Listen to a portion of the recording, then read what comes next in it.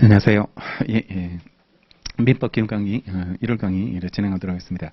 1월 강의는 7월 강의하고 다르게 교재를 한 곳만 봐요. 기본서만 있으면 강의를 진행하고 시험이 임박해가지고 교재를 여러 권 볼 문제가 아니어가지고 교재 한 곳만 정리하고 대신에 복습 테스트를 하겠습니다. 수요일부터 복습 테스트를 할 테니까 전날 배운 거를 그 다음날 테스트한다라고 생각하시고 수요일부터 진행하는 걸로 그렇게 할 테니까 1시 반부터 시험 보고 그 다음에 40분이나 50분까지 시험 보고 제가 해설을 해드려야 되니까 수업 진도는 2시부터 진행할게요. 2시부터 진행하는데 해설을 한 10분 정도 해야 되니까 50분까지 이제 시험을 보시고 50분부터는 제가 해설하는 걸로 해설해서 10분 정도 해설하는 걸로 하고 한 10문제 정도 그 정도 테스트 하는 걸로 OX로 정리할 테니까 사례 문제도 한번 풀어볼 생각입니다.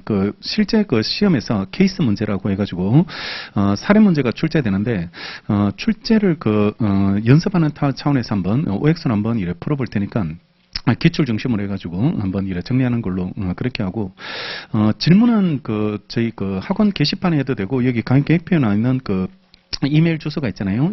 이메일로 하셔도 되는데, 되게 사람들이 교재를 보다가 이제 4페이지, 둘째 줄이 의문이 이해가 안 된다든지 아니면 문제가 좀 이해가 안 된다라고 생각되면, 그때 이제 4페이지 둘째 줄을 설명해달라 이렇게 질문하시는데 실질적으로 제가 교재를 다 들고 있지는 못해 현실적으로 늘 교재를 민법책을 가지고 다니지 못하니까 드리고 싶은 말씀은 질문하기 위해 문장을 옮기기가 좀 힘들면 카메라 있잖아요. 카메라. 그래서 사진을 찍으면 되잖아요. 사진을 첨부 파일로 찍어서 붙여주시면 그러면 그 부분에 대해서 의문이 있는 부분을 이메일로 이렇게 보내시면 되고 학원 게시판은 사진 첨부 기능이 없습니다. 우리 학원에 첨부 기능이 없으니까 자기가 이제 의문이 있는 부분을 해결하고 싶으면 사진 첨부 기능으로 이메일로 붙여가지고 질문하시면 거의 제가 하루에 알림 기능이 있어가지고 거의 바로바로 즉답을 할 수 있게 되고 안 그러면 모아서 답변을 해야 되기 때문에 좀 답변이 늦어질 수 있는 그런 문제가 있을 수 있으니까 하루는 느끼지 않을 테니까 그러니까 질문하시면 그런 형태로 질문하고 현장 강의 오셨으면은 현장 강의 오셨는 분들은 그냥 쉬는 시간이나 아니면 강의 끝나고 나서 미리 아니면 시작 전에 제가 여기 앉아 있을 테니까 미리 오셔가지고 질문하셔도 될 테니까 직접 질문하는 것도 편해요. 그러니까 제가 설명하기 편하니까 글로 하는 것보다는 오히려 편하니까 직접 질문을 통해서 의문을 해소할 수 있도록 그렇게 질문하고 질문을 좀 멋있게 하려고 하는 사람들이 꽤 있던데 그렇게 하실 필요는 없다. 굳이 멋있는 답변을 기대하면 안 돼, 나한테. 그러니까 멋있는 질문하면은 멋있는 답변이 나와야 되는데 싸구려 답변이 나올 거다, 나는. 그러니까 시험용으로 그냥 여러분들한테 도움을 주는 수준, 그 수준으로 알려드리는 거니까 그러니까 그냥 편하게 그냥 수험에서 필요한 개념들 이런 것들을 좀 질문한다라는 생각을 가지고 하시고 집안에 우환을 자꾸 질문하시던데 돈은 못 받고 있다든지 엄마가 이런 것도 질문하시던데 그거는 가까운 법원 앞에 가셔야 될 것 같아요. 그런 것들은 실질적으로 도움을 받으시려면 자료를 들고 오셔야 될 부모님이 직접 오셔야 되기 때문에 괜히 옆에서 조금 들으신 걸 가지고 질문하시면 추상적인 내용밖에 안 돼요. 그거는 선문답밖에 안 되니까 그러니까 그런 것들은 직접 법원 앞에 가셔가지고 실질적으로 좀 도움을 받을 수 있도록 그런 것들 보고 현실적으로 제가 다 상세한 내용을 모르는 상태에서 답변하기가 좀 애매한 부분이 있어가지고 현실적으로 답하기가 좀 힘든 부분이 있으니까 수업용으로만 활용하셔서 도움을 받을 수 있도록 그렇게 진행하시면 되고 입문 강의 안 들으신 분 용어 정리 강의, 입문 강의 제공 받으셨나요? 그거 듣고 오셔야 됩니다. 듣고 오시고 그냥 빠르게 복습을 꼼꼼하게 하지 마시고 그냥 한번 전체적으로 이 과목이 어떤 것을 가지고 있는지 그런 것들을 한번 빠르게 본다는 취지로 양이 좀 만만치가 않아요. 입문 강의지만 한 5회 정도 분량으로 되는데 수업 중에 제가 그걸 다 풀어드리려고 진도를 나가려고 하니까 시간이 너무 부족하고 지금 이 강의도 20회 강의인데 빠듯합니다. 강의 계획표는 지금 3시간 반 강의로 나왔는데 거의 한 4시간씩 해야 되지 않을까. 4시간 정도는 한다고 생각하시고 6시 전에 마치는 걸로 그렇게 아마 그 계획이 거의 일정이 그래 될 거다. 아마 어떤 날은 6시를 좀 넘기는 날도 있게 되는 그런 날도 있을 건데 최대한 6시까지는 하는 걸로 6시까지 6시는 넘기지 않는 걸로 이렇게 할 테니까 하여튼 그 일정 그 자체를 잘 활용하시고 용어 정리 강의, 입문 강의라고 되어 있는 강의가 이래 무료로 제공되고 동영상도 무료로 제공됐죠. 동영상 보시는 분들도 제공돼 있으니까 그걸 듣고 한번 이 동네가 어떻게 생겼는지를 설명해 주는 거다. 그러니까 약국은 어디 있고, 그 다음에 뭐 병원 어디 있고, 그 다음에 은행은 어디 있고, 이런 걸 알아야 될 거 아니에요. 이사 갔다면. 그러면 그 동네 위치는 알고, 그 다음에 이제 맛집을 찾아다녀야 돼.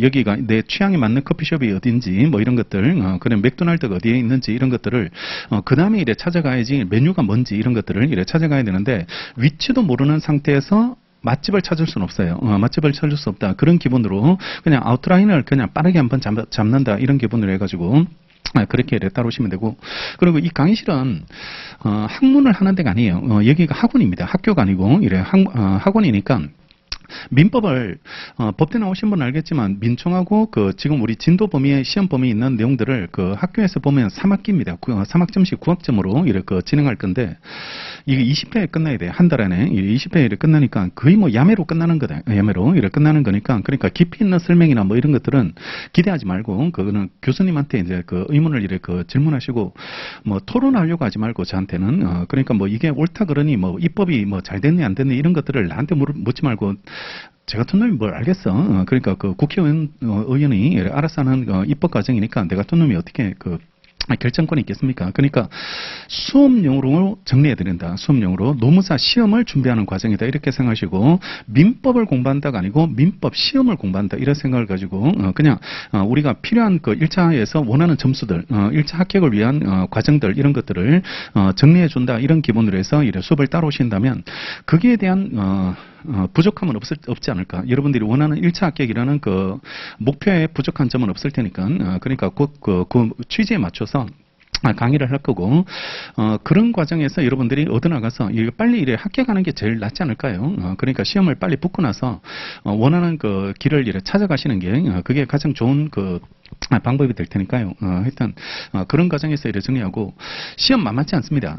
노무사 시험 어떻게 생각하고 오셨는지 모르겠지만 만만치가 않은데 1차 쉽다 하는데 그게 2차보다 쉬워서 쉬운 거예요. 그냥 쉬운 게 아니고 2차보다 쉬운 거예요. 2차보다 이래 쉬운 거고 2차가 너무 어려워요. 2차가 이래 주관식 시험이 상당한 난이도도 있고 그리고 준비할 것도 여러분들이 꽤 많은 부분이고 경쟁률도 만만치 않고 그러니까 1차는 60점만 맞으면 되는 절대평가인데 2차도 생각해보면 절대평가죠. 60점 넘기면 이래 합격시켜주는 절대평가인데 만만치가 않다. 이게 합격 통과하기가 좀 쉽지 않은 그런 과목이 되고 여기는 법대도 적응하기 힘든 과목이 인사노무라는 과목이 있어가지고 법대생들이 그 과목에 발목이 잡혀가지고 정리가 좀 쉽지 않고 경영학과 출신들도 법 과목이 많으니까 일단은 민법도 있고 뭐 노동법도 있고 행정쟁송법 이런 2차 과목에서 그런 것들도 쉽지 않은 과목이 되는 거고 그다음에 이도저도 아닌 과목들 꽤 있을 겁니다. 이게 공대생도 있을 거고 제 수업 듣는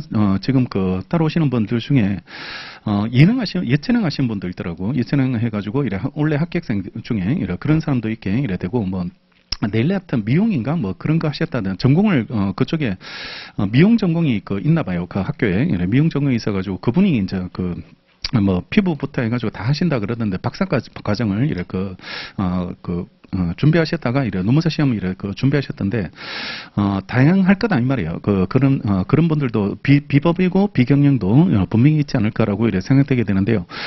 시험에 맞게 준비하면 됩니다. 전공이 중요한 건 아니고 그러니까 어느 전공이 유리하다 이런 게 없어. 이 시험은 그러니까 자기가 잘 준비하고 잘 적응하는 거 이런 것들이 필요한 거고 아까 말했지만 시험 준비하러 왔다는 기분을 잘 잊지 마시고 시험 준비하러 오고 나는 시험을 합격하기 위해서 여기 와 있다는 거 이런 것들을 솔직히 노무사 아직 잘 모를 거예요. 여러분들 현실적으로 노무사가 뭐 하는 직업인지도 경험도 잘 없을 거고 뭐냐 그러면 직장 생활 해봐가지고 부당해고를 당했다든지 아니면 임금 체불을 당했다든지 아니면 노무사가 또 하는 일 중에 컨설팅이거든요. 컨설팅 이런 것들도 그러니까 뭐 직업을 임금을 얼마 정도 줘야 될지 평균 임금들 이런 것들을 산정을 어떤 식으로 해줘야 될지 이런 것들도 다 노무사들이 컨설팅까지 하시게 되는데요. 그래 다양한 일을 하게 될 건데 아직 뭔지 몰라. 여기 없는 사람들 대부분 그냥 그 노무사가 뭔지 모르는 상태에서 일단은 이거 따면 뭐 취업 잘 된다, 아니면 로스쿨 가는데 그 도움이 될 거다, 뭐 이런 식으로 생각해가지고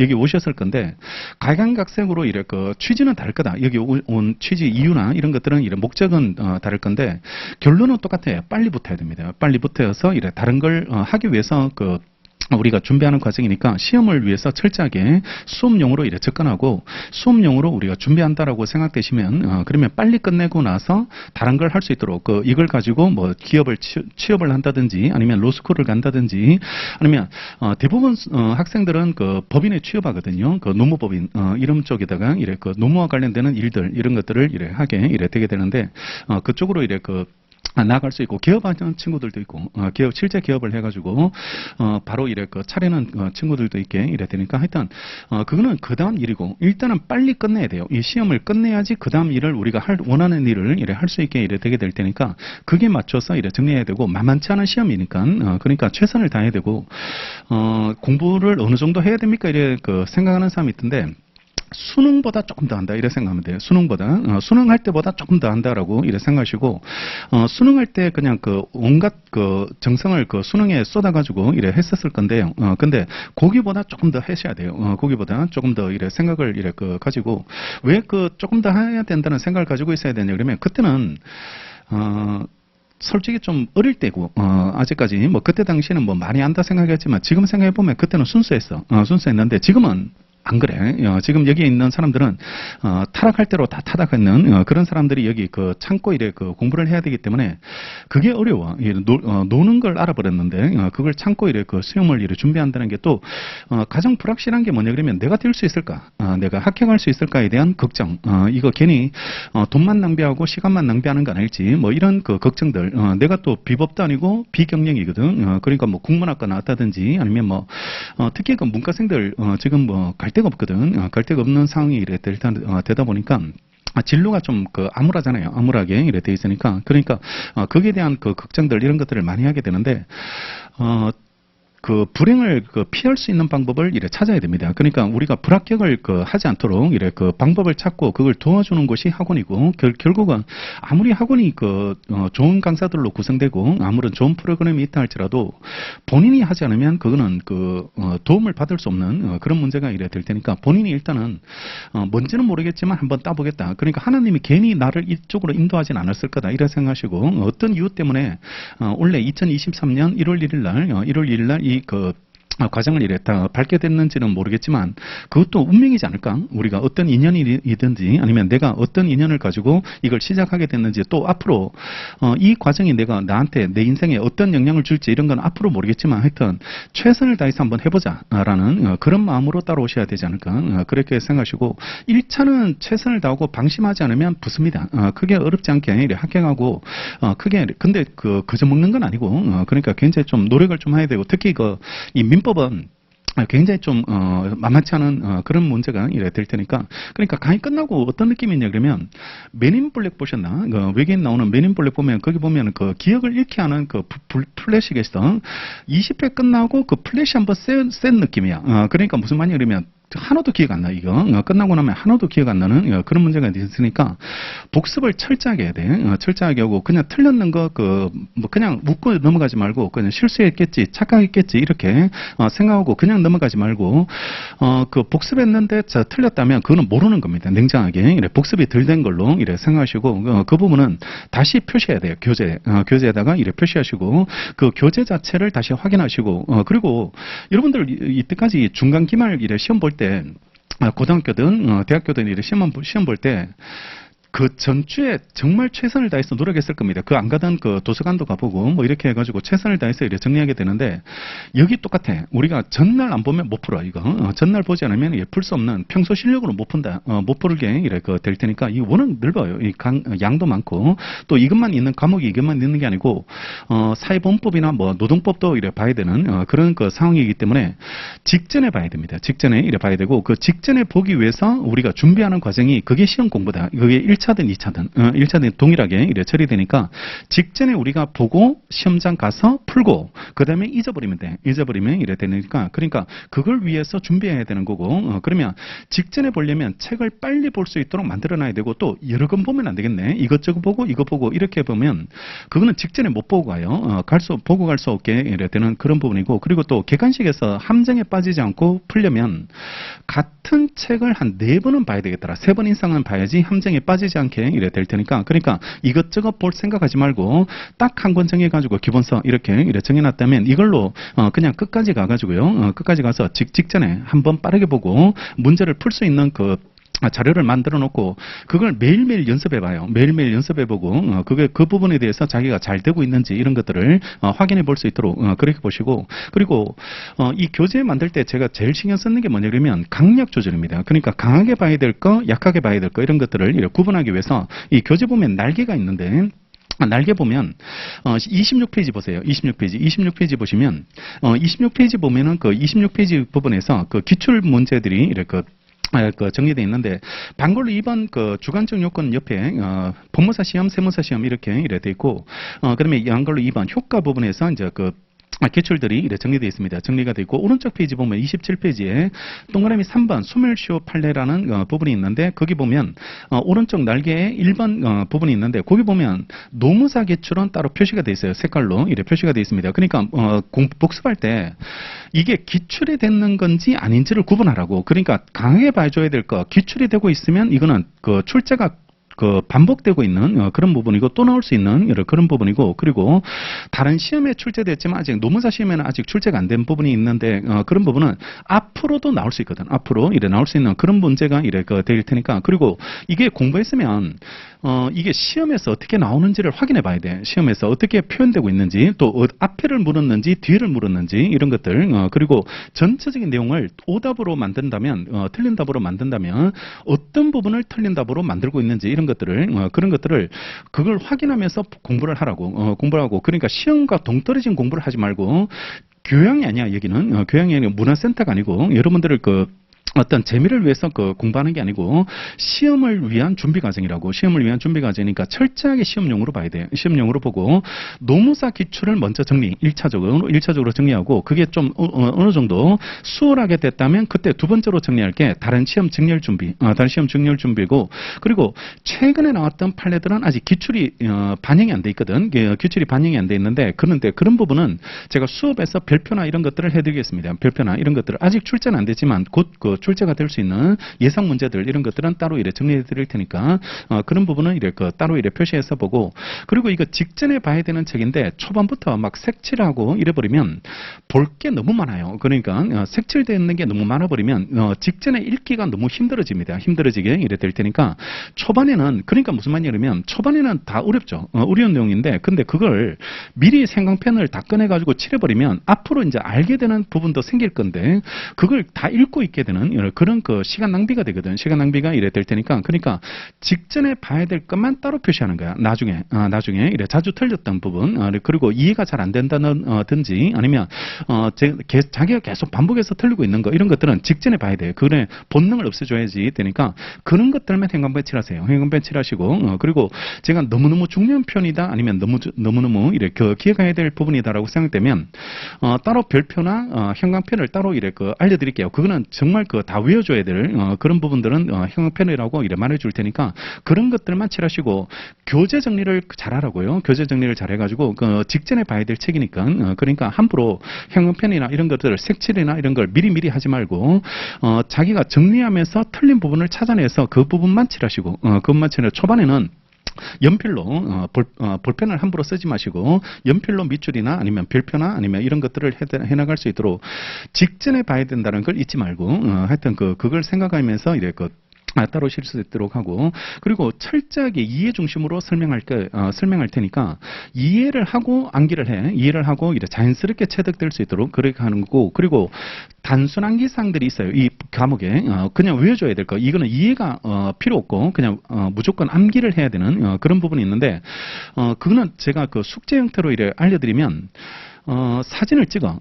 사진을 카메라에다가 사진을 찍어서 그거는 지하철에서 그냥 계속 읽어. 한 10번 정도 이래 읽어가지고 집에 도착할 때쯤 되면 그거는 자연스럽게 외워지는 거. 이런 것들이 한 10군데 정도 나와요. 10군데 정도. 그 정도 외워줘야 될 부분들이 따로 있으니까 그거는 따로 이래 알려드릴 테니까 그거는 수시로 카메라를 열어가지고 올 때도 다시 보고 올 때도 이래 다시 전체적으로 그날만 이래 정리하지 말고 계속 이 강의 끝날 때까지 암기사항이 제대로 암기되어 있는지 이런 것들을 꼭 그 카메라를 통해 가지고 이렇게 폴더에 저장해가지고요. 그걸 계속 반복해서 좀 읽을 수 있도록 그래 보시고 나머지는 계속 책을 읽어놔야 돼. 책을 읽어놓으시고 정리를 할 수 있도록 단권화를 이래 할 수 있도록 그렇게 보시고 전체적인 내용이 막 5줄, 10줄 이래 나와 판례들이 5줄, 10줄 이렇게 나오는데 근데 그 부분에서 핵심되는 부분이 따로 있거든요. 따로 있게 되니까 그런 부분을 이래 설명하고 강의에서 도움을 줄 수 있는 것은 이걸 다 그림으로 바꿔드릴게요.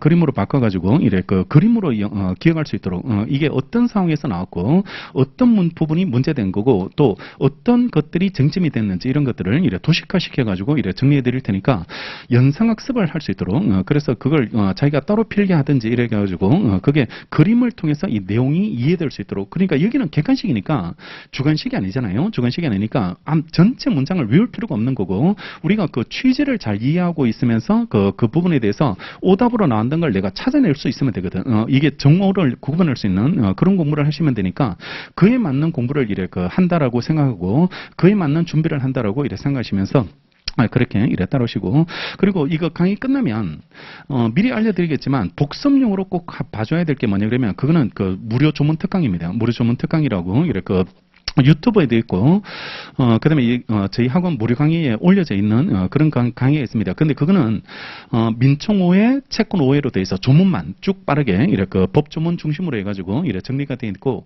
어떤 조문으로 봐도 되고, 제 개인 그 조문집이 따로 있는데, 그걸로 보셔도 되고, 아니면 자기가 그 법제처에 들어가서 내려받게 해가지고, 이렇게 조문을 따로 이렇게 출력해서 봐도 되고, 그러니까 그거는 본인이 선택해서 이렇게 정리하시면 되고, 그거는 복습용으로 강의 끝나고 나서 이걸 잊어버리지 않도록 그러니까 플래시 한번 센 상태에서 다시 리셋을 해줘야 되거든. 다시 정리를 이래 해줘야 되는 그런 부분이고 혼자 읽을 수 있도록 혼자 교재를 이래 읽을 수 있도록 그렇게 활용하시면 이래 될 테니까 그거는 무료 조문 강의는 복습용으로 활용한다 이렇게 생각하고 그 부분을 이래 정리하시면 되고 유튜브에 제 이름 치면 나와요. 제 이름 치면 아마 무료 조문 특강이라고 이래 나오고 민총 5번, 채권 5번 이렇게 각각 5번씩 이렇게 정리가 돼 있고 그렇게 이래 나오고 그리고 지금 우리 아시죠? 뉴스에 봐가지고 만 나이로 통일되는 거, 만 나이로 이렇게 통일되는데 그게 조문이 6월달부터 바뀌어요. 6월달부터 시행되거든. 시행되는데 우리 시험이 5월달입니다. 5월달에 이래 시험을 보니까 반영이 안 됩니다. 그 시험이 그 내용이 반영이 안 되는데 근데 민법은 원래부터 만 나이로 규정돼 있어요. 여기는 민법은 만 나이로 이렇게 규정돼 있어가지고 민법은 모든 나이는 다 만 나이로 이렇게 표현되는데 어떤 때는 그냥 19세, 어떤 때는 만 17세 이렇게 오락가락하다 보니까 뭔가 다른 거 아닌가 이렇게 오해를 불러일으키는 그런 부분이 있는데 이번에 개정되면서 만으로 붙어있는 표현은 다 지워버렸습니다. 만으로 붙어있는 표현. 그러니까 만 17세 이래 돼 있으면 그냥 17세 이렇게 왜냐하면 여기는 다 만 나이거든. 민법에서 배우는 나이는 다 만 나이기 때문에 그러니까 여기서 정리하는 나이는 다 만 나이로 표현하고 만 나이로 이렇게 기억해서 그렇게 살펴보시면 되고 달라지는 게 술 먹는 거 있죠. 왜 청소년들 술 먹는 거 이런 것들은 그거는 만 나이가 아니야. 만 나이가 아니고 그냥 출생 연도 가지고 우리 입대하는 거 나이 있죠. 입대하는 나이 그다음에 왜 청소년들 흡연 그다음에 뭐 유흥업소 출입하는 나이 뭐 성년자가 들어갈 수 있는 거 이런 것들은 그런 것들은 만 나이로 따지는 게 아니고 그냥 출생 연도로 출생 연도 가지고 표현하게 돼 있으니까 그냥 민법 공부할 때는 그냥 원래부터 민법은 만 나이로 돼 있었거든. 만 나이로 돼 있었으니까 그냥 그대로 정리하셔도 충분하지 않을까라고 생각되고 상속법이 바뀌었는데 우리 시험 범위가 아니에요. 상속법이 조문이 바뀌었는데 그게 시험 범위가 아닌데 수업 중에 간단하게 취지는 한번 설명해 드릴 테니까 한번 취지 자체는 한번 빠르게 이해만 하고 시험 범위에 있는 내용들은 우리가 개정사항은 만 나이인데 그거는 시행이 6월달이어가지고 우리 시험에서 바로 반영은 되지 않을 거다. 그리고 나이 계산은 지금도 만 나이로 계산하거든. 만 나이로 이렇게 계산하고 있으니까 그러니까 여기 민법의 내용들은 그냥 만 나이로 이해해서 이렇게 정리해서 그렇게 기억하시면 됩니다. 젊어졌습니다. 우리가 한살씩 그 덕분에 한살씩 다 젊어져가지고, 저는 빠른이어가지고 2살 젊어져서 아직까지 생일이 안 지나가가지고 2살이 이렇게 어려져 버렸는데 어려진 건 아니긴 늙었으니까 그러니까 젊어졌다 이렇게 표현해야 되겠네요. 그러니까 그런 분위기로 이렇게 돼 있다는 거 그렇게 해가지고 객관식 강의가 3월달에 시작해요. 그 3월달에 이렇게 객관식 그 강의로 해서 객관식 때는 다시 한번 그 내용 정리를 또 하고 문제만 풀지 않습니다. 그때는 또 다시 내용 정리를 서머리로 해가지고 이렇게 정리하는데 교재가 아마 그 객관식 문제집하고 핵심 정리라는 교재 가지고 이래 하는데 여러분들은 바꾸면 안 돼. 이 1월달 강의 듣는 사람들은 핵심 정리를 사지 마시고 그냥 이걸로 이 기본서로 이걸 줄여놓은 책이 따로 있거든. 따로 있는데 근데 굳이 그걸 그 사가지고 듣지 말고 그냥 이걸로만 이렇게 계속 따라온다 이렇게 생각하고 책 바꾸지 말고 책 바꾸지 마시고 작년 그 교재 갖고 있는 분들은 그냥 작년 책으로 계속 보세요. 작년 책으로 보고 바꾸지 말고 이래 추가된 내용들은 옆에 사람들을 거 잠깐 이래 사진 찍어가지고 옮겨놓던지 많이 없으니까 그러니까 그런 식으로 이래 활용해서 정리하고 객관식 정도 그냥 새 책 사서 보고 객관식 정도 이래 새 책을 이래 사서 정리하시고 2년 전 교재 갖고 있으면 그거는 좀 바꾸시는 게 맞지 않을까? 2년 전 교재는 좀 오래됐으니까 바꾸고 작년 책은 바꾸지 않고 그냥 그대로 보셔도 되지 않을까라고 생각되고 객관식 과정하고 그 다음이 이제 마무리 최종 특강이에요. 4days라고 해서 저희 학원에서 4일 동안 이렇게 정리하는 강의가 있게 되고 그거 끝나면 한 3주 남아가지고 그냥 그 3주 정리하고 시험장 가야 됩니다. 시험장 가시는 그런 일정이니까 그러니까 책 볼 수 있는 시간이 그리 많지는 않아요. 그러니까 1월달 한 달을 민법에 써야 되고 민법에 지금부터 해서 그 중간에 그 구정 연휴가 있어가지고 구정 연휴 동안 강의를 쉬기 때문에요. 31일까지 이렇게 강의가 이렇게 예정돼 있고 그다음에 뒤에 이제 노동법 그다음에 뭐 사회본법 이런 것들 강의가 이래 순서대로 이래 진행되게 되고 아마 그 객관식 강의가 아마 3월달 정도 그 정도 이래부터 이래 시작되게 될 테니까 그래 정리하고 최종 마무리 특강이 한 4월 말 정도 아니면 5월 초 4월 말 뭐 그 정도 해가지고 4데이즈 특강하고 마무리 정리할 수 있는 기간 3주 정도 그때 이제 모의고사 봅니다. 학원에서 이제 전범위 모의고사 같은 거 이런 것들을 한 2번 정도 저희 학원은 2번 그리고 다른 학원들도 뭐 한 번씩 이렇게 정리하게 되게 될 테니까 총 테스트를 보는데 좌절을 아마 그때 한번 하게 될 거다. 아마 모의고사 보다 보면 한 60점 정도 이래 만들어질 줄 알았는데 그때 한번 쇼킹하게 점수를 한번 받아봐. 60점이 안 나와 실질적으로. 왜냐하면 책 이제 겨우 한 2번 정도 그 정도 보고 사회본법이나 이런 것들은 완벽하게 암기도 안 된 상태에서 시험을 보기 때문에 아마 그때 점수 자체가 높지는 않을 거고 그때 경각심으로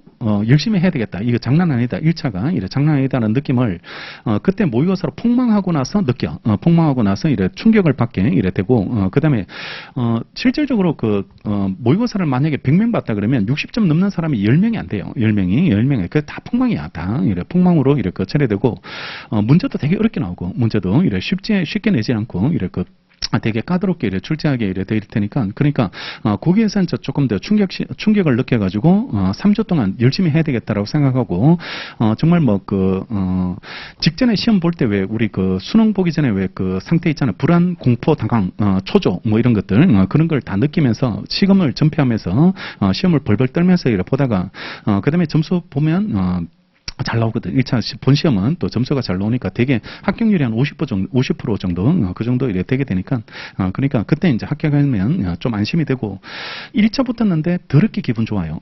더럽게 이래 보람도 있고 뿌듯하고, 이래 그리고 또 자기가 대견스럽고 뭐 이렇게 이래 되는데, 정신 차려야 됩니다. 1차 합격했다고 해가지고, 뭐 혜택, 메리트나 이런 것도 없고요. 그러니까 아무 느낌도 없으니까 2차까지 붙어야 돼. 2차까지 붙어야 되니까 한 이틀 쉬고 바로 2차 해야 돼요. 2차 공부를 하시고 그때 당시에 또 학원에서 어떤 프로그램이 만들어질 테니까 그 프로그램을 다시 한번 설명회 같은 걸 듣고 한번 또 다시 한번 계획을 잡고 일단은 1차 중심으로 하고 그 1차가 어느 정도 좀 자기가 자신 있다.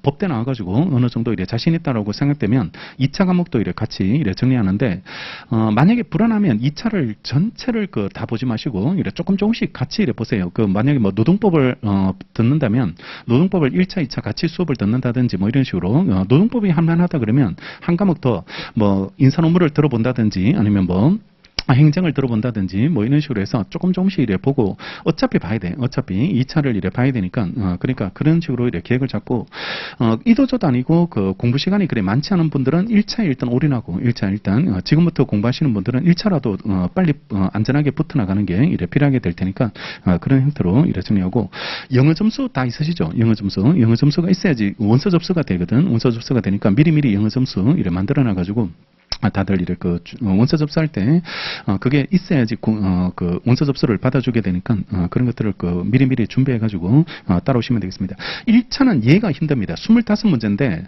이게 그 과목 자체가 만만치가 않고 이래 그 난이도가 있는 그런 그 과목을 이래 정리하게 되는 되는 그런 그 부분이니까 지금부터 해가지고 일단 착실하게 잘 따라오시고 테스트는 수요일부터예요. 그러니까 오늘하고 내일은 아마 OT 정도 이래 그 수준으로 해서 전체 아웃라인을 그 원리들 이런 것들을 이래 설명해드리는 그런 시간이고 본격적 강의는 아마 내일부터 이래 진행될 테니까 테스트는 아마 수요일부터 이래 그 진행하게 될 테니까 1시 반부터 바로 시험 볼게요. 1시 반부터 시험 보고 간단한 해설을 제가 50분부터 이래 해드릴 테니까 50분부터 해설을 하는 걸로 그렇게 따라오도록 하겠습니다. 자, 지금부터 민법이 뭔지 보겠습니다. 민법이 뭔지. 민법이란 어떤 과목인지 3페이지 보세요. 교재 이래 3페이지 이래 보시면 민법은 제목이 사법이고 일반 사법이고 그 다음에 실체법이라고 되어 있다. 실체법, 사법, 일반 사법, 실체법 이렇게 되어 있는데요. 자. 우리가 대표적인 계약의 형태로서 매매 계약을 한번 체결해 보자. 매매 계약을 체결해 보면 이 사람은 부동산을 이래 가지고 있고요. 이 사람은 돈을 가지고 있다.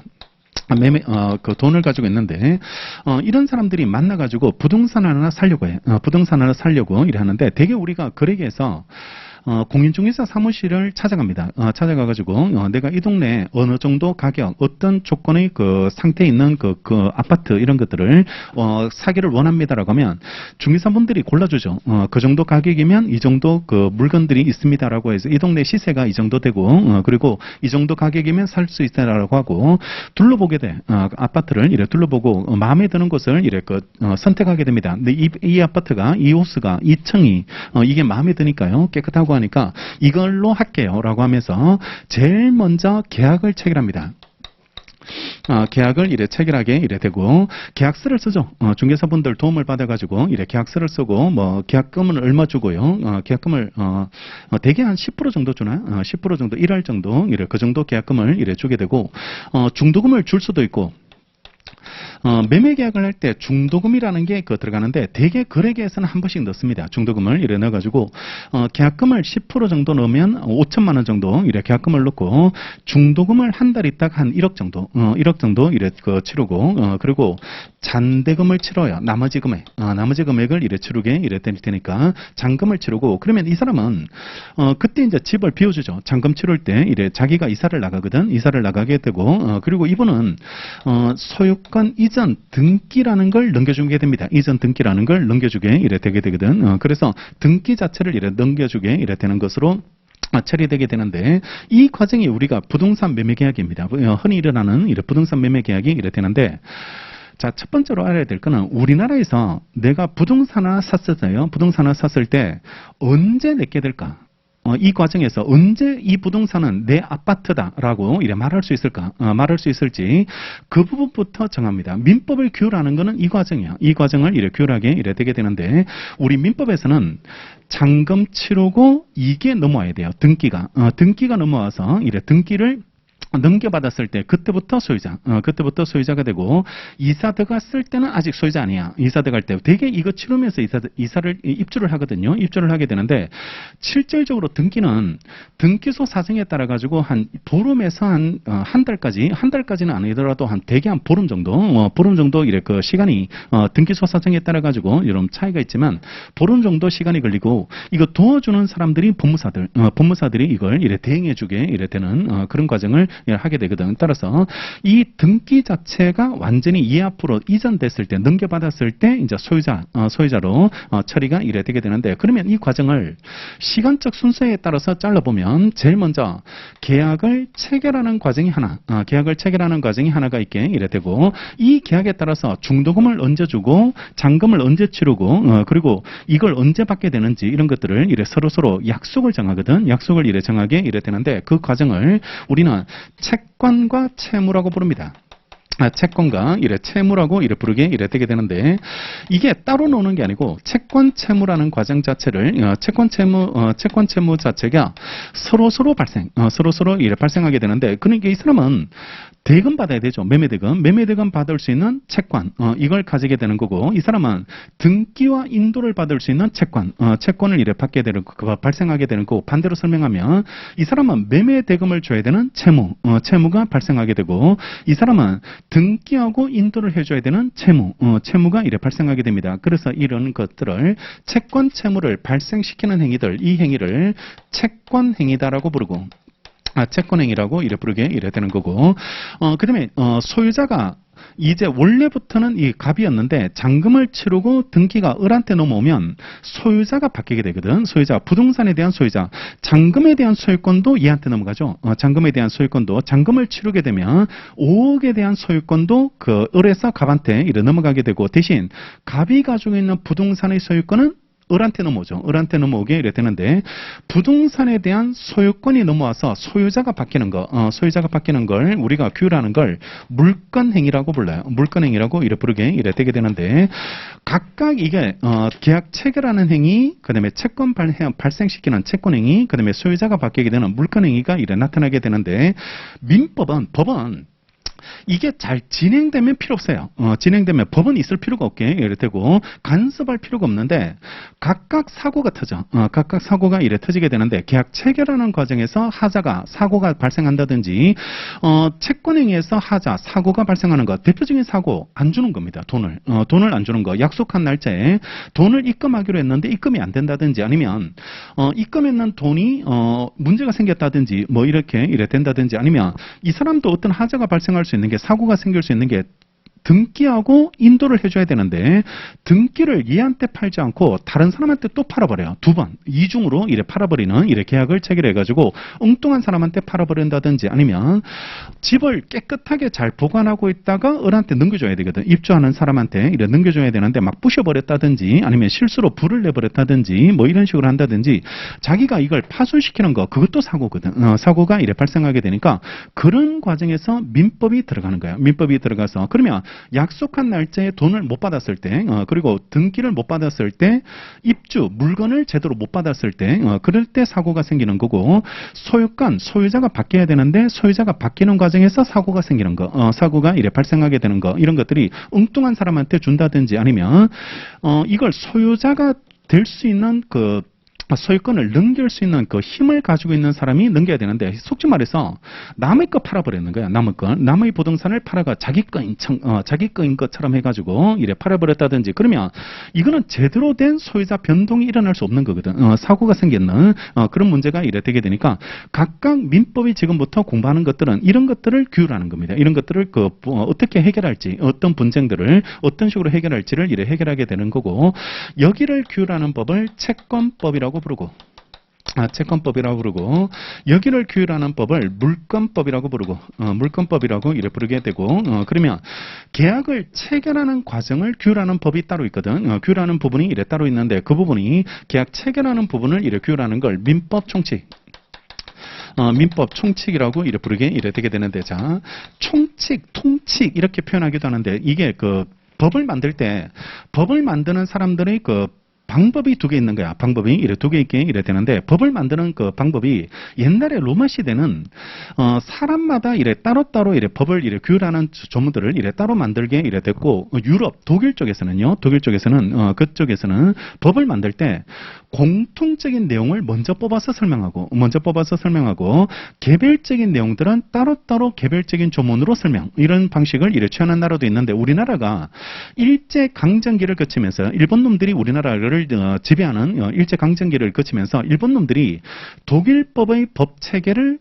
전수받습니다. 독일법의 법체계를 이래 전수받다 보니까 우리가 간접적으로 일본의 영향을 받아가지고 독일법 스타일로 법이 만들어져 버렸어요. 법이 이래 만들어지게 이래 돼가지고 그래서 지금은 모든 법이 총칙이 먼저 나와. 우리나라 법은 항상 먼저 공통분모 이 부분이 총칙 부분이 먼저 나오고 행정쟁송법을 배울 때도 항상 총칙이야. 총칙이 나오게 되고 여기서 나올 수 있는 내용들, 여기서 나올 수 있는 내용들 이런 것들을 다 공통분모를 먼저 뽑아서 먼저 설명해버리고 그런 과정들을 먼저 계약 체결할 때 이런 것들을 갖춰야 된다. 이런 것들을 보여주고 보여준 상태에서 그다음에 개별적인 내용들이 이 불이행됐을 때 어떻게 처리될지 어떤 방법으로 구제받을지 이런 것들을 따로따로 개별적으로 만드는 법을 이래 만들어서 그걸 보완하는 형태, 보완하는 형태를 이래 취하게 이래 되게 됩니다. 그래서 민법 총칙, 그다음에 채권법, 그다음에 물권법 이렇게 이래 만들어지는데 법 조문은 얘가 먼저 나와요. 우리 법 순서는 민총이 먼저 나오고 그다음에 물권법이 먼저 나오고 그다음에 채권법 이 순서대로 법의 조문의 순서가 이래 만들어져 있고 그리고 여기까지만 있는 게 아니고 법은 민법은 다시 또 다른 내용들을 또 포함하게 이래 되게 되는데 우리 친족이 어디까지가 친척이 될까? 여러분들 친척이 되는 방법이 뭘까요? 친척이 될 수 있는 방법은 피를 나누면 친척이 됩니다. 우리 할아버지로부터 피를 나눠가지고 큰아버님으로부터 태어난 자식과 우리 아버님으로부터 태어난 자식들 이러면은 사촌간이 되거든. 사촌간이 이래 되니까 그러면 걔네들도 친척이 되는데 근데 생판 모르는 사람이 친척이 될 수 있어요. 생판 모르는 사람들이 친척이 된다. 혼인을 통해서 혼인을 하면 전혀 모르는 사람이 나는 어떤 여자를 좋아해서 혼인을 했을 뿐인데 전혀 모르는 사람이 나의 장인 장모가 되는 거고 그다음에 처제가 되고 차남이 되는 거야. 차남이 되게 되니까 그러니까 그 가족들하고 우리 가족들하고 다시 친척이 되는 거지. 친척이 이래 되는 거 이걸 규율하는 법을 친족법이라고 부르고 친족법이라고 이래 부르게 이래 되는 거고 그 혼인이 정상적으로만 체결되는 게 아니고 헤어지는 경우도 있죠. 헤어지는 경우들 그때 생기는 법적 문제들이 있거든. 이혼했을 때 누구 때문에 이혼했는지에 따라 가지고 손해배상도 해야 되지 또 같이 이룩해서 이루었는 재산들이 있잖아. 재산들이 있으니까 이혼할 때는 이제 헤어지고 나누어서 헤어져야 되겠지. 나누어서 헤어져야 되니까 그걸 이혼할 때 따라붙는 문제로서 재산 분할 이런 문제들이 이래 따라붙게 되는 거 이걸 규율해. 여기서 이래 규율하게 되고 그러면 상속의 문제가 나오죠. 상속의 문제가 이래 나오게 이래 되는 거고 상속을 누가 먼저 받지? 누가 어떤 순서대로 받고 어떤 사람이 먼저 받게 되는지 이런 것들 그리고 상속받을 사람이 없으면 어떻게 되지? 뭐 이런 것들 또 엉뚱한 사람이 상속받으면 상속재산을 엉뚱한 사람이 받아갔을 때는 어떡하지? 그리고 나도 상속인인데 나는 하나도 못 받아버렸네? 그러면 나는 어떻게 구제받지? 뭐 이런 것들을 그런 것들을 공부하는 부분이 여기는 상속법이 이래 되고 이걸 합쳐가지고 가족법이라고 부릅니다. 가족법이라 부르고 그러면 얘네들은 대응하는 개념으로서 얘가 가족법이 되니까 얘네들은 재산법이 되고 재산법이 이래 되는 게 돼요. 그래서 민법 총칙 민법은 이걸 다 합쳐서 민법이라 불러. 민법이라고 부르게 되고 조문이 1118개나 있습니다. 1118개로 이래 구성되어 있는 그런 그 조문으로 이래 되어 있는 게 그게 민법이 이래 되는데 우리 시험은 다행스럽게도 여기까지만 시험을 봅니다. 여기까지만 시험을 보고 여기는 시험 범위에서 빠져. 물권법도 빠지고 가족법도 이래 빠지게 되는 그런 범위가 이래 되고 여기서 25문제가 나오는데 매년 바뀌지 않는 진리는 여기서 12문제 나와요. 12문제 나오고 여기서 13문제. 13문제가 이래 출제가 이래 되고 12번까지는 무조건 민총이다. 이렇게 생각하시면 돼. 12번까지는 무조건 민총이고 13번부터 이제 채권법 문제가 시작돼. 채권법 문제가 이래 시작되고 채권법 양이 민법 총칙 양의 2배야. 2배가 되는데 문제 수는 한 문제 차이야. 한 문제 이래 차이가 이래 되게 되니까 그러니까 여기서 최대한 득점을 해야 되겠네. 그지? 최대한 득점을 해주는 게 이래 필요하게 될 테니까 민법 총칙에서 최대한 우리가 80% 이상은 맞아줘야 돼. 80% 이상은 이래 맞아주고 그리고 채권법이 13문제인데 여기가 어려운 문제도 있고 생판 모르는 문제가 한두 개 나와. 생판 문제, 모르는 문제, 대개 이제 사례 문제들 이런 것들이 나오게 되는데 연습할 때는 꼭 풀어보겠습니다. 연습할 때는 왜냐 그러면 이해를 돕기 위해서 이래 푸는 거니까 꼭 풀어보게 되는데 근데 시험에서는 사례는 무조건 건너뛴다. 이게 이론칙. 사례는 무조건 안 푼다. 나중에 푼다.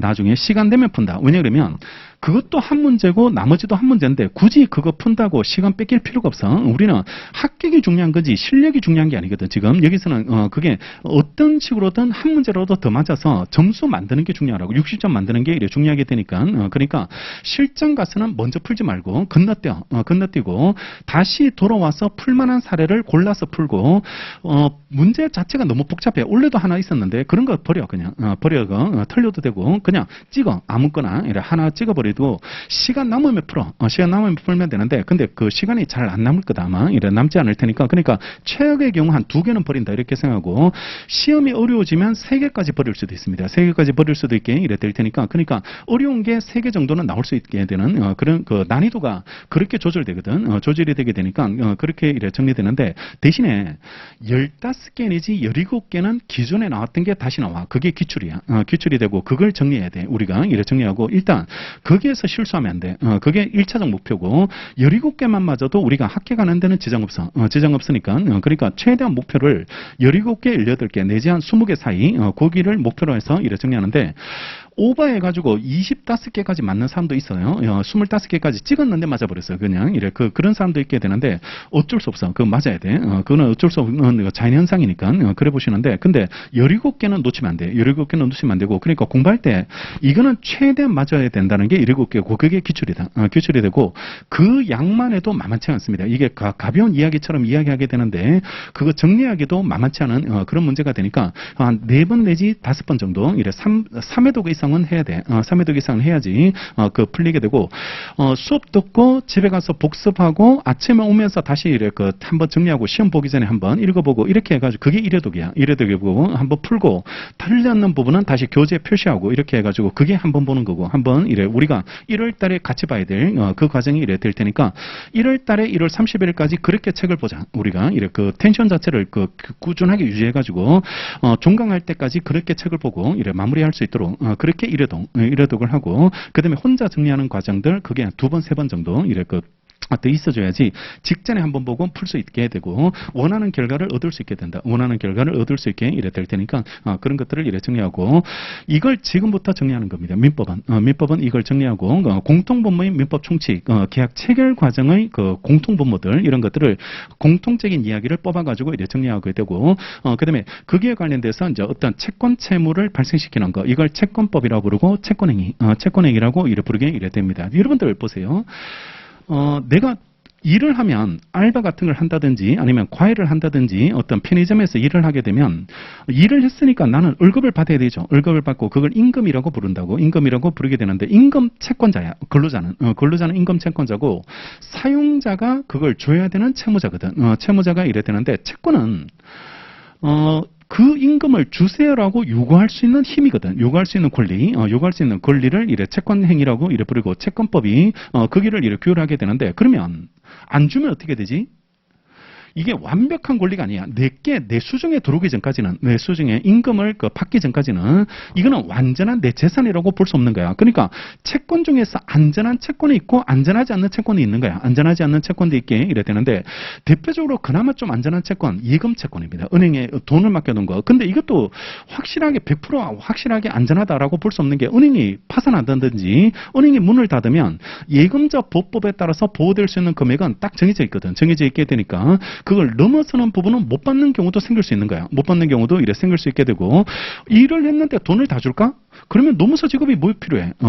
노무서 지급이 있을 필요고 그걸 못 받으니까 자꾸 노무사한테 도움을 요청하거든. 대신 받아달라든지 노동청에 신고했는데도 안 준다든지 뭐 이렇게 하게 되니까 그러니까 이게 채권은 또 내 재산이지만 완벽한 재산이라고 말하기 힘든 거야. 완벽한 재산이라고 말하기 힘들게 되고 물건이 그나마 좀 완벽한 재산 누구한테 뭐 도움을 받을 필요 없어. 그냥 내 책 내가 보는 거고 내 물 내가 마시는 거고 내 커피 내가 마시는 거거든. 내 커피 내가 마시게 이래 되는데 그러면 여기서 사고는 뭘까? 훔쳐가는 겁니다. 내 걸 훔쳐간다든지 도둑을 맞는다든지 아니면 내 재산을 파손하는 거지. 내 재산을 여기에다가 뭐 이상한 물질을 떨어뜨린다든지 아니면 못 먹게 만든다든지 책을 못 보게 찢어버린다든지 이런 것들이 그런 것들이 내 재산에 대한 침해가 되는 거고 하자 사고가 생기거든. 거기에 대해서 규율하는 방법들 찾아와야 될 거 아니에요. 내 거 훔쳐간 사람들 찾아내가지고 돌려달라고 찾아내야 되고 엉뚱한 놈이 내 땅에 막 들어오네. 우리 집에 막 들어오네. 들어와? 형법으로 따지면 그거는 주거 침입이라고 이렇게 부르게 되겠지만 내 사생활도 깨지면 안 되는 것처럼 내 재산도 침범을 받으면 안 돼. 내 재산도 이렇게 침범을 받으면 안 되니까 거기에 대해서 민법적 사고를 이렇게 가지게 되는데 이 민법은 거기 교재 3페이지에서 나오는 것처럼 사법이라고 불러요. 사법이라고 부르게 이래 되게 되는데 그러면 반대말 대응되는 개념이 우리나라에는 공법도 있고 사법도 있거든. 공법도 있고 사법도 있게 이래 되는데 대개 이렇게 보면 돼. 개인과 개인 간의 관계를 규율하면 사법이다. 이렇게 생각하시면 돼. 개인과 개인 간의 관계. 우리처럼 여러분들과 저처럼요. 개인과 개인 간의 관계. 부동산 가지고 있는 사람과 돈을 가지고 있는 사람들 둘 다 개인이거든. 둘 다 개인이 이래 되니까 둘 다 개인이 개인과 개인 간의 관계를 이렇게 규율하는 법을 이래 사법이라고 부르게 되고 이 사법을 지배하는 대표적인 원리가 지금부터 우리가 이 과목을 바라볼 때 잊어서는 안 되는 그 표현들 이게 사적 자체라고 부릅니다. 사적 자체라고 부른다. 자, 이 사람 그 부동산을 꼭 얘한테 사야 될까? 갑한테 사야 될까? 아니야. 얘는 꼭 을한테 팔아야 될까? 아니야. 내가 결정하는 겁니다. 내가 이 사람한테 살지, 이 사람한테 팔지 이런 것들 여러분들 민법 강의를 누구 걸 들어야 될까? 여러분들이 결정했을 겁니다. 여러분들이 이를 결정하고 누가 칼로 협박해가지고 여기 막 학교에 법화가 나오면 가족이 위험해진다 이런 거 없다고 이런 거 없이 그냥 내가 스스로 결정해서 내가 결정한 바로 내가 판단했는 바로 그 효과를 일으키게 되는 거 이걸 사적 자치 원칙이라고 부르고 민법은 일단은 개인에게 맡겨두는 겁니다. 개인한테 맡겨두고 대신에 여기서 하자가 생기거든. 아까 말했던 사고들이 생기게 되니까 각각 사고가 생겼을 때 법이 규율해 주는 겁니다. 규율해 주고 그걸 해결해 주게 이래 되는 게 그게 민법이 이래 되는데 여기는 안 그래요.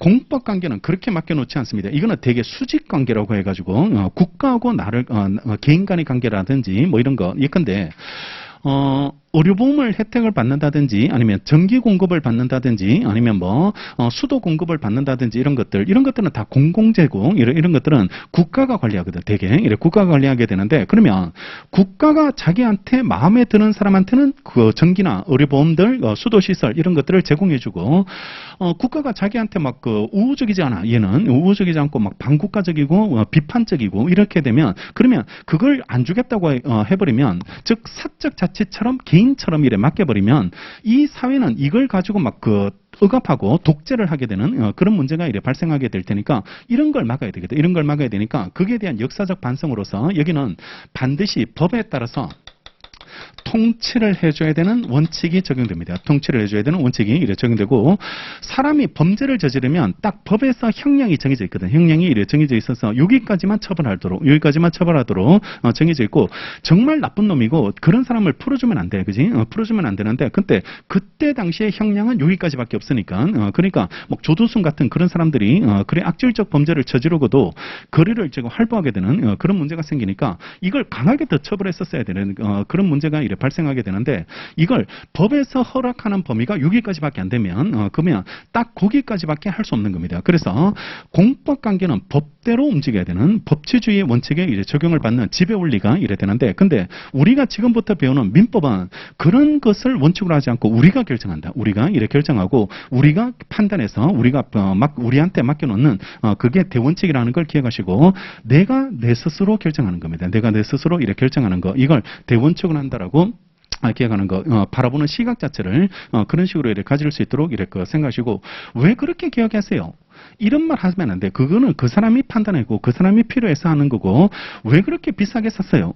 그걸 왜 샀어요? 아니면 그걸 왜 팔았어요? 아니면 그걸 그 주식을 왜 샀을까? 뭐 이런 것들은 다 그 사람이 결정하고 그 사람이 판단하고 그 사람이 책임지는 겁니다. 그 사람이 책임지게 이래 돼 있는 거고 함부로 그걸 그 좌우 도덕적으로 비난할 수는 있겠지. 도덕적으로 문제가 될 수 있다든지 왜 당신은 여러 채를 가지고 있습니까? 아니면 왜 그렇게 재산이 많으세요? 뭐 이렇게 그런 이야기는 우리가 민법에서 관심을 둘 부분은 아니고 민법에서 관심을 왜 그렇게 도덕적으로 나쁜 일을 많이 합니까? 이런 것들은 다른 영역으로 맡겨야 되고 다른 영역에 맡겨야 되는 거고 우리는 개인과 개인 간의 관계는 그냥 그 사적 자체에 따라서 그 사람에게 맡겨주는 게 원칙인데 다만 이걸 조금 수정하자는 논의가 지금 개인하고 이재용 삼성 회장하고 저랑 개인과 개인이야.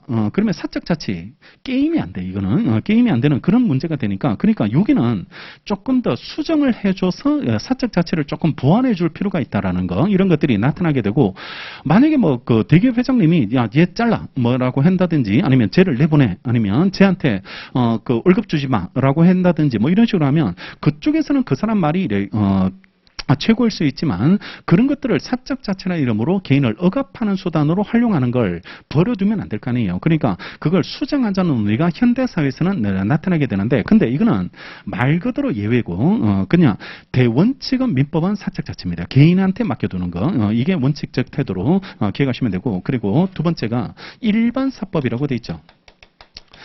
일반 사법이라고 이래 되는데 모든 사람한테 적용되는 겁니다. 민법은 모든 사람한테 이래 적용되는데 여기에 대응되는 개념이 특별한 사람한테 적용되는 사법도 있다. 특별한 사람한테 적용되는 사법도 있게 이래 되는데 어떤 경우냐 그러면 모든 국민들한테 적용되는 걸 일반 사법이라고 이래 부르게 되는 거고 사법들 중에서 특수한 사람들한테만 적용되는 사법이 있다. 이걸 특별사법이라고 이래 부르게 이래 되는데 일반법과 특별법이 있으면 특별법이 우선해요. 그죠? 특별법 우선의 원칙에 따라서 얘가 우선하게 이래 되게 되는데 대표적으로 상인들한테 적용되는 사법, 상인들한테 적용되는 사법으로서 상법이라는 특별사법이 따로, 회사법 이런 것들이 따로 회사의 주식회사들 이런 것들을 규율하는 법을 따로 만들어두게 이래 되는데 민법은 그런 사람들도 다 적용받아. 민법은 그런 사람들까지 다 적용을 받는 일반 사법으로 이렇게 가시면 되고 자 우리가 오늘 정리해야 될 것들 포인트가 실체법입니다. 실체법이라고 이래 부르게 이래 되고 여기에 대응되는 개념이 절차법, 절차법이라는 게 나오게 이래 되는데 절차법이 이래 나오게 되는데요. 자 실체법은 지금 이 그림에서 나오는 것처럼요. 그림에서 나오는 것처럼 실제법에서 우리가 지금부터 공부하는 실제법에서는 이렇게 배울 것들은 일정한 권리를 변동시키는 과정을 공부한다.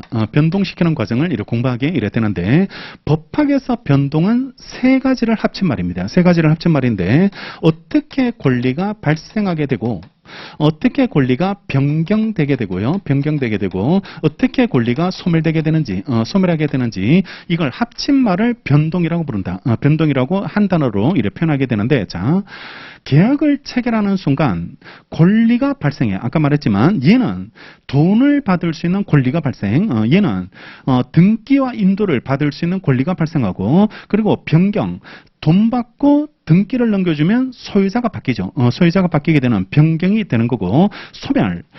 이 사람은 돈 받고 등기를 넘겨주면 부동산에 대한 소유권은 을한테 넘어갔으니까 자동적으로 반사적으로 가바이 소유권은 소멸. 가바이 소유권, 부동산에 대한 소유권은 사라지게 된다고. 그러니까 이걸 규율하는 법을 우리는 실체법이라고 부르는 겁니다. 실체법이라고 부른다. 그래서 권리의 변동, 발생되고 변경되고 소멸되는 것 이런 것들을 규율하는 법을 실체법이라고 부르게 되고 이게 각각의 하자가 생겨가지고 아까 말했지만 제대로 이행이 되지 않았다든지 사고가 생겨버렸을 때 사고가 생기면 그때는 소송을 통해서 강제받게 되거든. 소송을 통해서 강제를 이래 받게 되는데 만약에 돈을 안 주면 돈을 달라는 소송을 제기한다고. 돈을 달라는 소송을 제기하게 되고 그 소송에서 그 판결을 받아가지고 강제집행으로 가게 되거든. 강제집행 후 국가 공권력의 힘을 통해서 강제적으로 받아내게 이래 되는데 그런 소송을 통해서 강제적으로 받게 되는 그 과정을 규율하는 거,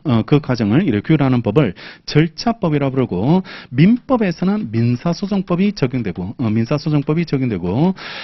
행정소송에서는 행정쟁송법이 이렇게 적용되는데 소송을 어떤 식으로 제기하고 누가 나와야 될지 또 어떤 것들을 대상으로 해서 소송을 하게 되는지 이런 것들을 규율하게 되는 거 이게 절차법으로서의 규율인데 우리는 지금 배우는 민법은 실체법입니다. 권리의 변동, 권리가 어떻게 발생되고 변경되고 소멸되게 되는지 그걸 규율하는 법을 실체법이라고 부르게 되고 노동법은 실체법이다. 노동법은 이래 실체법으로서 기억하시면 되고, 특별사법이죠. 너 근로관계를 따로 특별히 규율하는 법을 이래 따로 만들어서 사적 자치에 맡겨놓죠.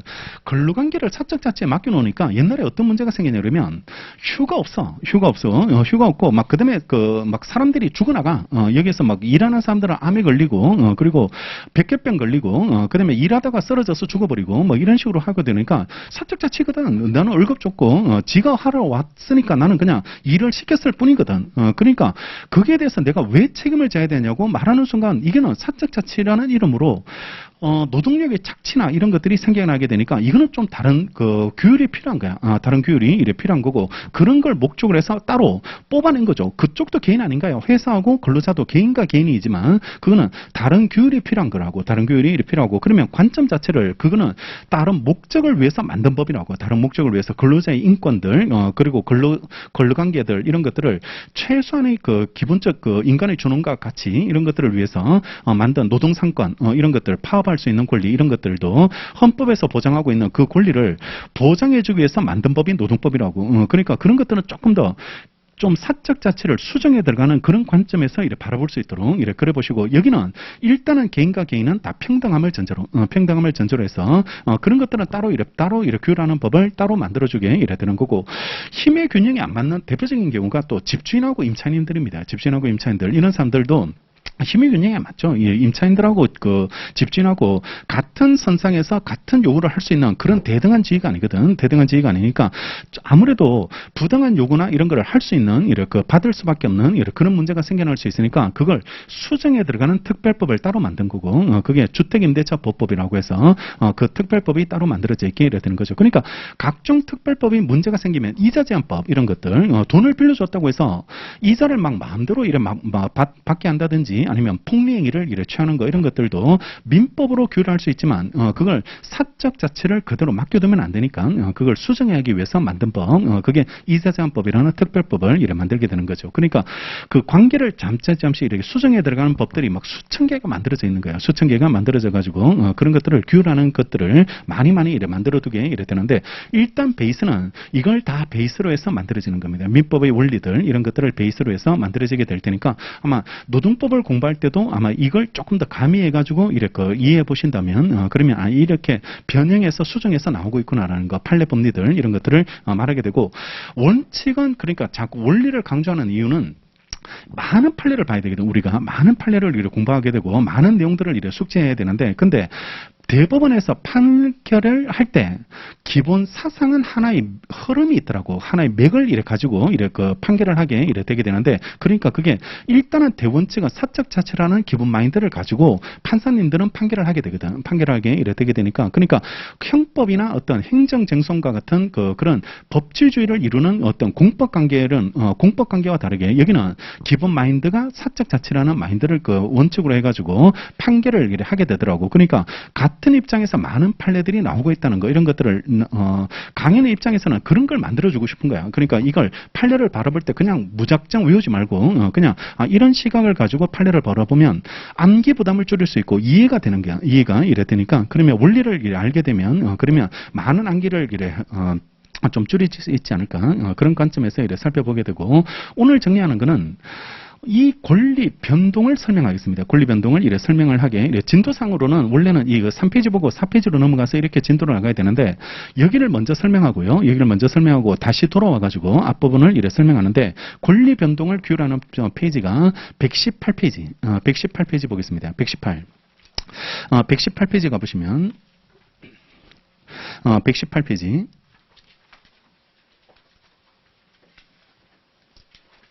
118페이지 제5장 권리 변동이라고 이래 돼 있는데요. 민총이 5장으로 구성되어 있는데 아까 민총에서 12문제 나온다 그랬잖아요. 근데 5장에서만 8문제 나와요. 7에서 8문제. 그러니까 앞부분에서 나올 수 있는 게 4문제밖에 없습니다. 3개, 4개. 요즘 추세로는 3개, 4개밖에 안 나오고 5장 권리 변동에서만 8개 정도 그 정도 이래 출제되게 되니까 민총의 반은 여기입니다. 민총의 반은 여기가 이래 핵심이 이래 되게 될 테니까 이쪽을 이래 잘 보고 잘 정리하시는 게 이래 필요하게 이래 되게 되는데요. 먼저 1번 권리변동 개념이 먼저 첫째 줄에 나오는데요. 법률관계는 결국 권리의무 관계이기 때문에 법률관계 변동은 권리의무 변동이라고 할 수 있고요. 민법은 권리 중심으로 권리 중심으로 이래 규정하고 있기 때문에 법률관계 변동은 권리 변동이라고 할 수 있게 이래 되게 됩니다. 자, 여기 보세요. 매매 계약을 체결하면 얘는 매매 대금을 받을 수 있고 얘는 등기 받을 수 있죠. 등기를 받을 수 있고 인도를 받을 수 있게 되고 이걸 의무 관점에서 설명하면 얘는 매매 대금 줘야 될 의무, 얘는 등기 줘야 될 의무입니다. 따라서 등기 줘야 될 그러니까 서로 채권 채무 이런 것들이 서로 이래 발생하게 되는데 굳이 의무 중심으로 설명하지 말고 약속으로 우리는 권리 중심으로 설명하자. 권리 중심으로. 그러니까 얘가 얘한테 매매 대금 받을 권리가 있다면 얘는 반대 대응되는 개념으로서 줘야 될 의무가 있는 거고 얘한테 얘가 등기받을 수 있는 권리가 있다면 그러면 얘는 등기 줘야 될 의무가 있는 것으로 지뢰 처리되니까 동전의 양면관계니까 그러니까 권리 중심으로 설명하고 법률관계 변동은 둘 다 채권 채무가 발생하지만 여기서는 권리 중심으로서 설명하겠다. 권리 중심으로서 설명하고 그 권리가 어떻게 발생되고 어떻게 변경되고 어떻게 소멸되는지를 그걸 규율하는 중심으로 설명하게 이래 되는데요. 2번 권리 변동 모습이 나오는데 먼저 1번 권리 취득인데요. 1번 원시 취득인데 자 지금부터 원시라는 말이 나오면 최초다 이런 느낌입니다. 최초로 취득하는 걸 원시 취득이라고 부르게 됩니다. 우리 원시인 이렇게 부르잖아요. 원시인이라고 부르게 되는데 최초로라는 느낌으로 원시 취득인데 타인의 권리에 기초함이 없이 원시적으로 취득하는 것을 말하게 되는 거고 대표적으로 건물을 신축하는 겁니다. 신축하면 내가 1번으로 소유자가 되거든. 1번으로 소유자가 되는 거 이런 것들이 원시 취득이고 2번 승계 취득이라는 게 있는데 말 그대로 이전받는 거 승계 이전받게 되는 거 이걸 승계 취득이라고 부르는데요. 타인의 권리를 취득하는 것으로서 취득자는 그 타인이 가지고 있던 권리 이상의 것을 취득하지 못하게 됩니다. 이 그림 얘 소유권을 얘가 이전받죠. 얘가 이전받게 되는 거. 이게 승계취득. 승계취득이고 얘가 가지고 있는 권리를 더 많이 가질 수는 없어. 더 많이 가질 수 없으니까 얘가 가지고 있는 건 이상으로 취득하지는 못하고 얘가 가지고 있는 권리를 그대로 이전받게 되는 거. 이걸 승계취득. 승계취득이라고 부르게 되고 자 1번 이전적 승계, 설정적 승계 이렇게 구분하게 되는데요. 이전적 승계는 이전되는 거 이렇게 생각했습니다. 구권리자에게 속했던 권리가 동일성을 유지하면서 신권리자한테 이전되는 거고 대표적으로 매매 지금처럼 이래 매매하면 이전적 승계가 되는 거고 니은 설정적 승계는 어느 누구의 소유권에 기초해서요 전세권이나 저당권을 저당권을 이래 설정하는 경우처럼 구권리자는 그의 권리를 계속 보유하면서요 신권리자는 그 소유권이 가지는 권능 중 일부를 취득하는 것을 이래 의미하게 이래 된다는 거 되게 되는데 자 이것도 본문에 나오는데요.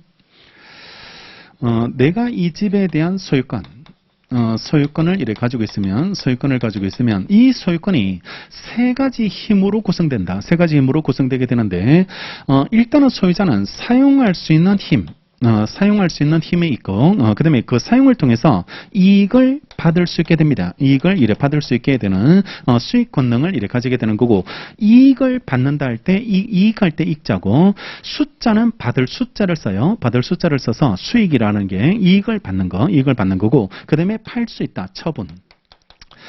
처분하는 힘을 이렇게 가지게 되는데 그 크게 세 가지 사용 권능, 수익 권능, 처분 권능 이걸 소유자는 다 가지고 있습니다. 여러분들 지금 다 가지고 있는 거야. 여러분들이 가지고 있으니까 연필을 쓰게 되는 거죠. 사용하게 되고 그 연필을 쓰는으로 인해서 이익을 받게 되고 연필을 이제 실적 나면 버릴 수 있잖아. 처분할 수 있는 그 힘을 여러분들은 소유자니까 다 가지고 있는 가지고 있는 힘을 가지고 있게 이래 되는데 자 지금처럼 이걸 팔아버리면 소유권이 넘어가겠죠. 소유권 이전이 이래 되게 되는데 그것처럼 소유권이 이전되는 게 아니고 소유권은 얘가 그대로 가지고 있고 이거 두 개 중 하나를 넘겨주는 겁니다. 사용 수익 권능을 다른 사람한테 그러니까 원래는 내가 써야 되는데 다른 사람한테 쓰게 만들 수 있다고 다른 사람한테 쓰게 만드는 거 이런 것들을 가능한데 남의 집 빌려서 쓰는 거 이런 것들을 전세권이라고 부르고 전세권이라고 이래 부르게 되는데, 자, 이거 교형으로 알아놔야 돼. 지금부터 민법 책에 전세권 이래 나오잖아요. 전세권 이래 나오면 이거는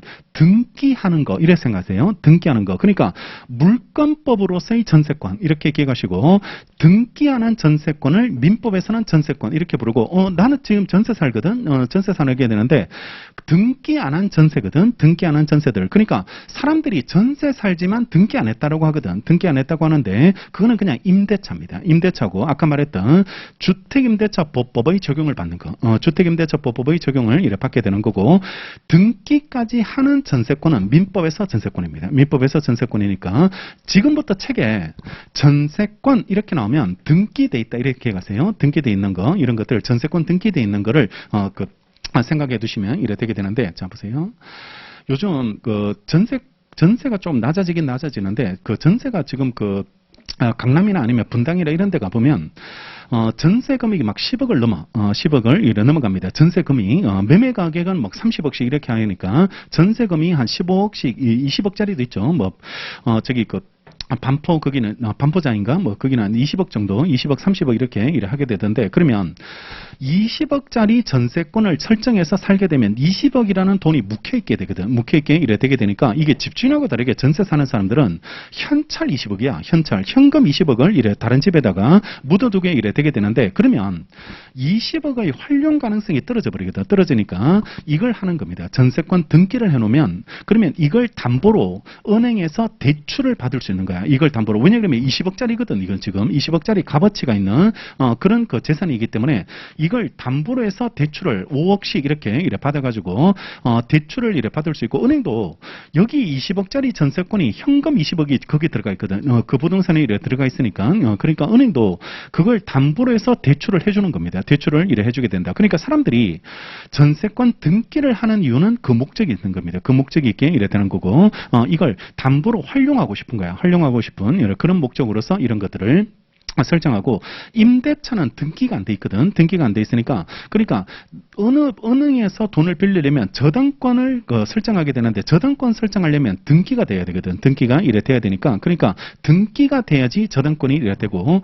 집에 등기부 있을 겁니다. 집에 이래 등기부 있을 테니까 집에 가서 등기부를 한번 열람해 보시면 저당권 등기라고 표현이 나와. 표현이 이래 나오고, 웬만한 집은 거의 다 저당권 등기가 돼 있을 테니까, 그러니까 그 부분을 한번 이해하시고, 저당권은 앞으로 계속 같은 설명을 할 거예요. 앞으로 지금부터 계속 설명을 하게 되고, 사용 수익 권능을 다른 사람한테 주는 거, 저당권, 전세권이라는 게 이렇게 이래 되고, 남의 땅을 이렇게 빌려서, 남의 땅을 토지를 빌려가지고 이래서 쓸 수 있거든. 쓸 수 있게 되는데, 이걸 지상권 설정이라고 불러요. 지상권.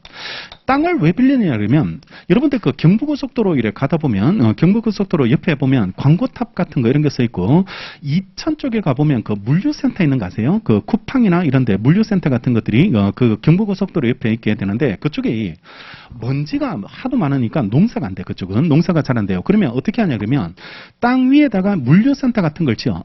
물류센터 같은 걸 짓는데, 이 쿠팡에서 물류센터를 짓기 위해서 이 땅을 다 사면 돈이 많이 들거든. 돈이 많이 드니까 그 농민들한테 토지를 빌리는 겁니다. 토지를 빌려가지고 장기적으로, 여기는 막 30년씩 이렇게 빌려가지고 이거 물류센터로 내가 좀 쓰게 해달라고 하면서 지료 같은 걸 주는 거죠. 지료 같은 걸 이래 주게 이래 되니까, 그러니까 그런 설정을 하게 되는 거, 이런 걸 지상권 설정한다라고 부르고, 그리고 내가 지금 나무를 외국에서 이래 메스테스케어 이런 것들을 이래 길을 하나 만들기 위해서 수목원 같은 거 이런 것들을 만들기 위해서 외국의 캐나다에서 나무를 수입해 와서 그걸 묘목을 수입해서 키우는 거야. 키워가지고 그 다음에 이제 제가 수목원 같은 데다가 이렇게 나무를 옮겨 심게 되는데 땅이 필요하거든. 땅이 필요하니까 이걸 설정하는 겁니다. 여기 경인교대 쪽 아세요? 여기 산막사라고 해서 경인교대 뒤쪽으로 이래 넘어가는 길이 있는데, 거기 가보면 이거 키우는 데가 있어요. 나무를 이래 수목원을 이래 실제 수목원이 있습니다. 그쪽에 이래 수목원이 안양 넘어가는 그 길에 수목원이 있게 이래 되니까, 그런 식으로 땅을 빌려서 나무를 심는다든지 아니면 물류창고 짓는 거 이런 것들을 지상권 설정한다. 지상권 설정한다라고 이래 부르게 되고, 광고탑 이런 것도 마찬가지예요. 광고탑 이래 경부고속도로 옆에 광고탑들 이런 것들도 다 지상권을 이래 설정하는데, 남의 땅을 빌려 쓰는 겁니다. 빌려 쓰게 이래 되는데, 이걸 한 글자씩 따가지고 물권법에서 용익물권이라고 부르고, 용익.